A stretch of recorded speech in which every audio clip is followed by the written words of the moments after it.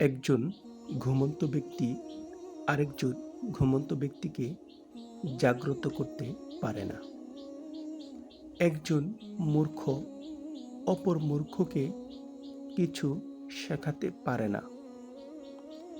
শেখ সাদী এ কথা দ্বারা বোঝাতে চেয়েছেন, নিজে অলস অমগ্ন হলে চলবে না। নিজেকে আত্মনির্ভরশীল হতে হবে, নিজেকে পরিশ্রমী করে তুলতে হবে। নিজে আগে কিছু শিখতে হবে, তারপর অন্যকে শেখাতে হবে। যদি তোমার ভিতর আলো না থাকে, তাহলে তুমি কিভাবে অন্যের ভেতর আলো ছড়াবে? তাই আগে নিজে অলসতা ত্যাগ করো, তারপর অন্যকে পরিশ্রমী করে তোলার চেষ্টা করো এবং নিজের মূর্খতাকে আগে দূর করো।